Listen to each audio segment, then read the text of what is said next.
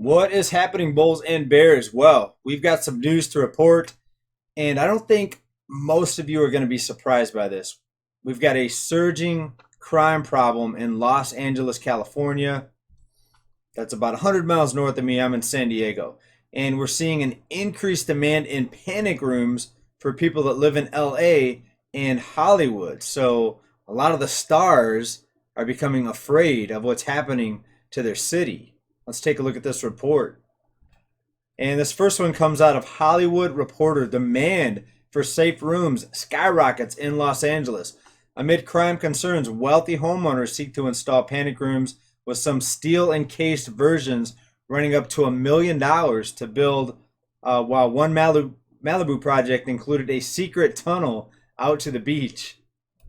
And this article gives us a shot here of a very nice safe room, a movie theater converted from a safe room in a 6-bedroom home in Pacific Palisades. Yeah, so it looks like a pretty nice place there to hide out from the burglars.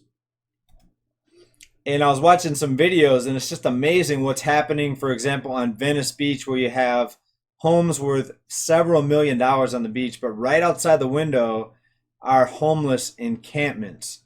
So even the rich and the movie stars are not immune from this economic downturn. Here's another one right here, an entrance to a safe room constructed by Building Consensus Pacific Room Builders. And that, folks, is a vault door. That is a very secure door. And it's getting to the point in Los Angeles where motion detectors, watchdogs, and fences are not enough to make these people feel safe. Now, something very interesting and also shocking from that article was the fact that the CEO of that company said that inquiries for panic rooms had increased 1,000% just in the past 3 months, a 1,000% increase. So that alone should tell you what's happening with the spike in crime in Los Angeles. Now, let's take a look at some other data and statistics. Well, here's a report right here out of KTLA. Crime in West Hollywood up 137%. Now, I won't get into the types of crime here because they involve some words that some of you might find sensitive. So I'm not allowed to say the words here on this platform. And it almost blows my mind that I even have to say that or try to restrict, what I talk about. Is there that many sensitive people out there where you can't say certain words? Oh, he said a scary word. He said a word. And the word scared me. Crime is spiking, folks. And not you, maybe not every one of you, but a lot of people are worried about what people like me say, and they're afraid of words. When we have 1,000% increase in inquiries for panic rooms in Los Angeles because crime is spiking so bad, we've got people looting the freight trains up in Los Angeles. And it's not just LA, but a lot of these bigger cities seeing huge spikes in crime, 100, 200, 300%. And this is bound to happen when people get buried deeper and deeper into debt. More people get desperate, when more people can't pay their rent. And it also has a very severe mental impact on people. Finances are the number one stressor in relationships. And the longer this goes on, the longer they keep propping up these bubbles, and the longer they keep messing with the markets and keep manipulating the cost of living higher, you're going to continue to see this get worse. Now, I wish I could say this is going to get better next month or next year. I think ultimately, after we hit a severe crisis where a lot of people may not make it out of this, I think then we may see some light at the end of the tunnel. Because a lot of people are going to wake up and maybe realize what's been happening, the type of just financial criminality that's going on here. The manipulation of not just the markets, but our entire economy. This money lending has consequences, and we're seeing it now in the crime and this spike in poverty. We now have the savings rate now at more than a 5-year low, even after all this money printing, $1 trillion spending packages after package after package.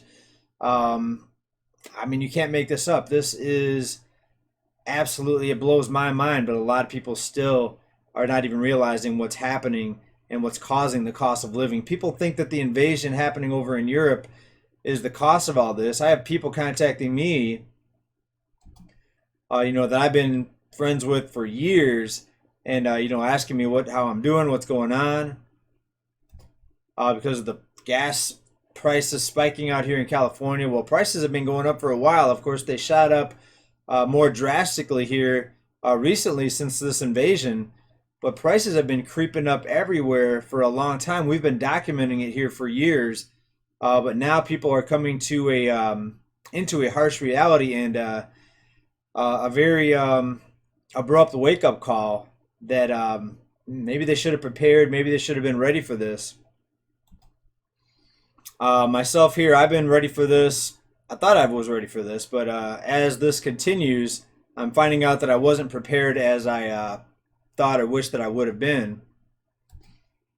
But just imagine how much worse crime would be if it were not for all the rescue programs, all of the trillions of dollars, stimmies that were handed out to people. If it were not for all the food programs we've showed you here on this channel, all the food lines and all the food handouts. In fact, I think if it weren't for the dollar being the reserve currency of the world, and if it were not for the United States' ability to conjure up endless amounts of money out of thin air for all these rescue programs, I think the United States would be the most dangerous country in the world. More dangerous than Mexico, more dangerous than the some of the scarier countries or some of the high crime countries that we hear about. And it's interesting when you look. I was looking at some articles earlier about countries with the highest crime rate, and Venezuela came in at number one. Venezuela, the country that has been well documented and in the news a lot here over the past few years, especially with all of the massive inflation that they've seen in that country. And with that massive inflation came a severe spike in crime. And people think that these bubbles being inflated, the real estate bubble, the stock market bubble, the cost of living bubble. And just because I say it's in a bubble doesn't mean it's going to pop. It could continue. It could double from here. The cost of living could double from here. Gas could double from here. Rents could double from here. Why? Because it's completely manipulated via this endless currency creation, rescue programs, market manipulation. And it'll stop when they allow it to stop. And when I say they, I'm talking about the currency creators, the people behind the money machine, completely manipulated and 100% rigged economy and rigged markets, you name it. But yeah, no coincidence that Venezuela, number one crime rate in the world, and they saw severe economic collapse and rising prices. So hold on to your dollar, hold on to your wallets, folks, because the money that you're making today and saving for retirement may not buy much down the road. And look at these people that retired back in the 90s and the early 2000s, and they thought they had a nice nest egg put away. Well, I talk to them every day in my occupation. I actually work in the financial industry. You may not tell by the way that I dress here. I work on the phones. I work at home. So I don't have to dress up and wear a tie. That's why you see me dressed pretty casual here. But I've worked in the financial sector for over 15 years now, and I talk to people of all different income types, and anyone from the person living paycheck to paycheck to people with $5-10 million homes up in Los Angeles, San Francisco. And I would encourage everyone to be cautious out there, be prepared. Unless you can afford to install $1 million panic room in your home, things could be getting a lot tougher for you coming up here in the near future. I can't afford $1 million panic room, but that's not going to be the solution. These people, they won't be able to hide in their panic rooms forever. They have to come out to the real world sometimes, and it's going to get bad, folks. So keep preparing, keep stacking. Big love, everybody. Bye.